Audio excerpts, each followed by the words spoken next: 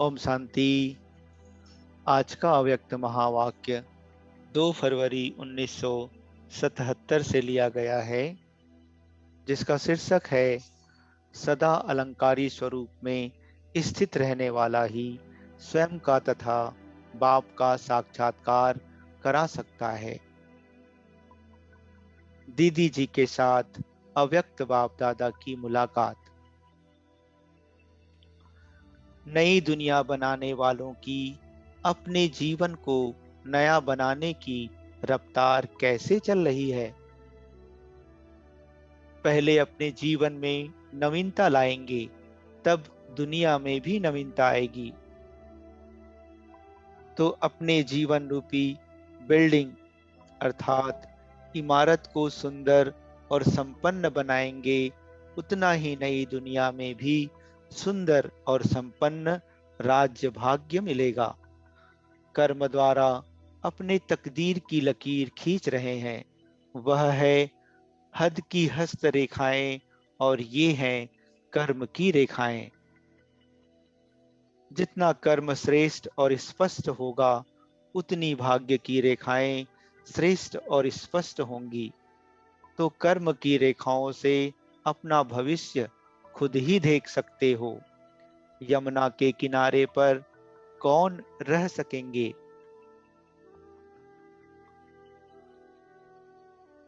जिन्होंने सदा के लिए पुरानी दुनिया से किनारा किया है और बाप को सदा साथी बनाया है, वही यमुना के किनारे 7 महल वाले होंगे। श्री कृष्ण के साथ पढ़ने वाले कौन होंगे? पढ़ने पढ़ाने वाले साथी भी होंगे ना। जिसका सदैव पढ़ाई पढ़ाने और पढ़ने में विशेष पार्ट है, वही वहां भी विशेष पढ़ाई के साथी बनेंगे। रास करने वाले कौन होंगे? जिन्होंने संगम पर बाप के साथ समान संस्कार मिलाने की रास मिलाई होगी। तो यहाँ जिनके बाप समान संस्कारों के रास मिलती है, वे वहाँ रास करेंगे। रॉयल फैमिली अर्थात उच्च परिवार में कौन आएंगे? जो सदैव अपनी प्यूरिटी की रॉयल्टी में रहते हैं। कहाँ भी हद के आकर्षण में आंख नहीं डूबती। सदा अलंकारों से सजे हुए होते हैं, सदा श्रृंगारे हुए मूर्ति। ऐसी रॉयल्टी वाले रॉयल फैमिली में आएंगे। वारिस कौन बनेंगे? वारिस अर्थात अधिकारी। तो जो यहाँ सदा अधिकारी स्टेज पर रहते, कभी भी माया के अधीन नहीं होते, अधिकारीपन के शुभ नशे में रहते, ऐसे अधिकारी स्टेज वाले ही वहां भी अधिकारी बनेंगे। अब हर एक को अपने आप को देखना पड़े कि मैं कौन हूं, यह पहेली है।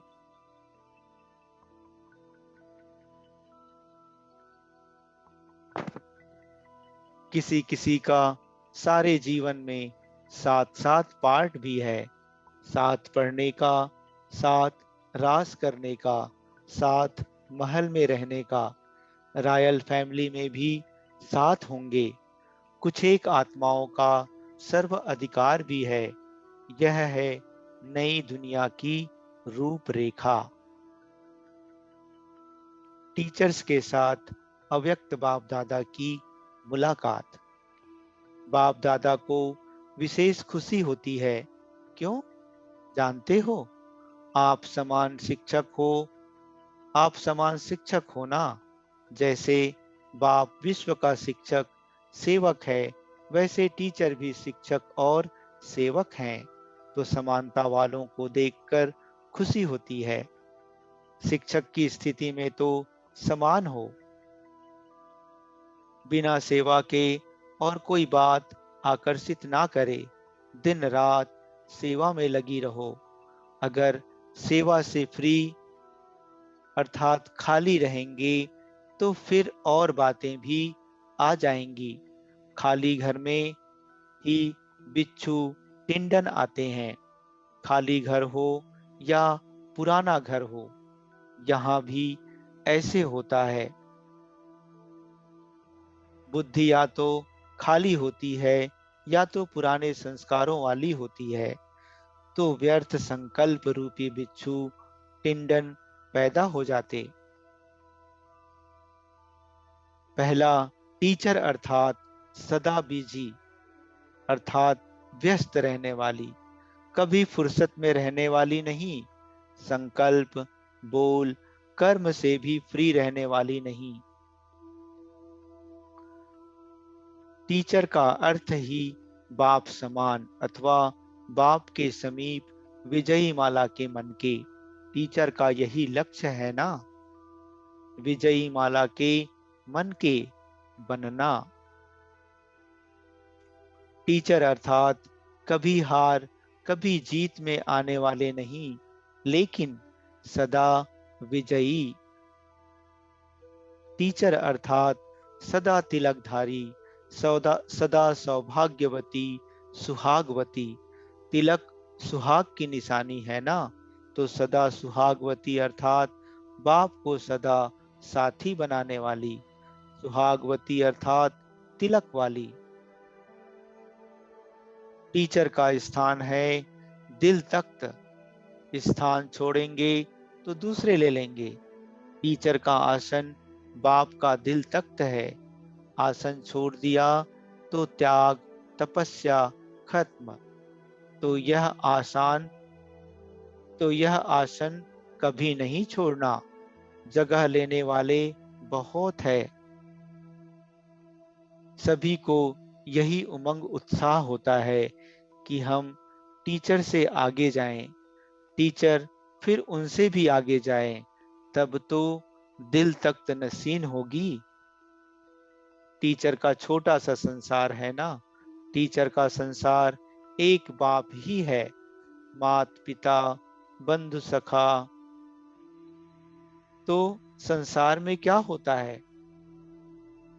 सर्व संबंध होता है, वैभव होता है। यहाँ सर्व संबंध की प्राप्ति बाप से है छोटा सा संसार, लेकिन संपन्न और शक्तिशाली है।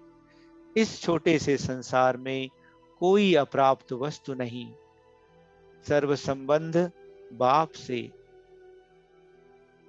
ऐसे नहीं, पिता का संबंध है तो माता का नहीं, माता का है तो बंधु का नहीं। अगर एक भी संबंध की प्राप्ति बाप से ना होगी तो बुद्धि दूसरे तरफ जरूर जाएगी। बाप से सर्व संबंधों का अनुभव होना चाहिए, नहीं तो दूसरा संबंध अपनी तरफ खींच लेगा। सारा संसार ही एक बाप हो गया तो सब रूप हो गया ना। इसको कहा जाता है नंबर वन टीचर, फ्लॉलेस अर्थात दोष रहित बेदाग टीचर, योग्य टीचर, नामी ग्रामी टीचर। बाप तो सदा ऊंची नजर से देखते हैं। अगर बाप कमी को देखे तो सदा के लिए उस कमी को अंडरलाइन लग जाती है। बाप भाग्य विधाता है ना, इसलिए बाप सदा श्रेष्ठ नजर से देखते हैं। श्रेष्ठता के आगे कमजोरी आप ही मन को खाती है। श्रेष्ठ बातें सुनने से कमजोरी स्पष्ट हो ही जाती है। इसलिए बाप सदैव श्रेष्ठता का वर्णन करते हैं, जिससे कमजोरी स्वतः ही दिखाई दे। अगर कमजोरी को देखें तो लंबी चौड़ी वेद शास्त्रों की खानियां बन जाएं। सभी टीचर्स को विशेष एक बात का ध्यान रखना है, कभी भी किसी में भी रायल रूप में भी झुकाव ना हो। किसी भी आत्मा के गुणों की तरफ, सेवा सहयोग की तरफ, बुद्धि की तरफ, प्लानिंग अर्थात योजना की तरफ झुकाव नहीं हो। उसी को अपना आधार बनाने से झुकाव होता है। जब किसी आत्मा का आधार हो जाता है तो बाप का आधार स्वतः ही निकल जाता है और अब आगे चलकर अल्पकाल का आधार हिल जाता है तो भटक जाते हैं। इसलिए कभी भी किसी भी आत्मा के किसी विशेष प्रभाव के कारण प्रभावित होना, यह महान भूल है। भूल नहीं, महान भूल है। इसमें खुश ना हो जाना कि सर्विस वृद्धि को पा रही है। यह अल्पकाल का जलवा होता है। फाउंडेशन अर्थात नींव हिला तो सर्विस हिली। इसलिए कभी भी कोई आत्मा को आधार ना बनाओ। ऐसे नहीं कि इसके कारण सर्विस वृद्धि को नहीं पाएगी, उन्नति नहीं होगी। यह कारण नहीं, कालापन है जो स्वच्छ आत्मा को काला कर देता है। यह बड़े से बड़ा दाग है। किसी आत्मा को आधार बनाना, यह बड़े से बड़ा फ्ला अर्थात दोष है। तो फ्लालेस अर्थात दोष रहित नहीं बन सकेंगे। बाकी मेहनत बहुत करती हो, मेहनत की बाप दादा मुबारक देते हैं। सुनाया ना कि शास्त्रों की कहानियां भी बहुत होती हैं जिनका कोई फाउंडेशन नहीं। इसलिए पहले सुनाया कि टीचर अर्थात सदा सेवा में बिजी, संकल्प में भी बाप के साथ बिजी रहो तो किसी आत्मा में बिजी नहीं होंगे। जो बिजी होता है वह कहाँ झुकेगा नहीं। फ्री होने के बाद ही मनोरंजन के साधन स्नेह सहयोग की तरफ झुकाव होता है। जो बिजी होगा उनको इन बातों के लिए फुर्सत ही नहीं। बाप दादा टीचर्स को देख खुश होते हैं। हिम्मत, उमंग, उल्लास तो बहुत अच्छा है। कदम आगे बढ़ा रही हो, लेकिन अपने कार्यों की कहानी का शास्त्र नहीं बनाना। कर्म की रेखा से श्रेष्ठ तकदीर बनानी है। ऐसी कहानी नहीं बनाना जिसका जन्म भी उल्टा तो कहानी भी उल्टी। स्टूडेंट अर्थात जिज्ञासु को पढ़ाना भी खुद को पढ़ाना है। टीचर से रूह रूहान करना बाप दादा को भी अच्छा लगता है। फॉलो करने वाले तथा समान वालों से ज्यादा स्नेह होता है। जिससे स्नेह होता है उसकी छोटी कमजोरी भी बड़ी लगती है। इसलिए इशारा देते हैं, हम कितने समीप हैं, देखना है। तो अमृत वेले दर्पण स्पष्ट होता है। टीचर्स सैल्वेशन अर्थात सहूलियत देने वाली बन गई ना, लेने वाली नहीं। टीचर से पूछने की आवश्यकता नहीं कि खुश राजी हो, सदा खुश रहो और सेवा में वृद्धि करती रहो। परंतु जब बाहें लड़खड़ाती हैं तो यह सीन अर्थात दृश्य भी अच्छा लगता है। एक अलंकार उठाती हो तो दूसरा छूटता है। कभी स्वदर्शन चक्र को ठीक करती तो शंख छूट जाता है, शंख पकड़ती तो कमल छूट जाता है।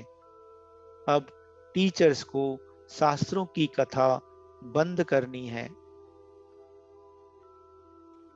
हर संकल्प, हर सेकंड में तकदीर बनाओ। कोई कथा सुनने वाली, सुनाने वाली और बनाने वाली भी होती है। जैसे व्यास की कमाल है,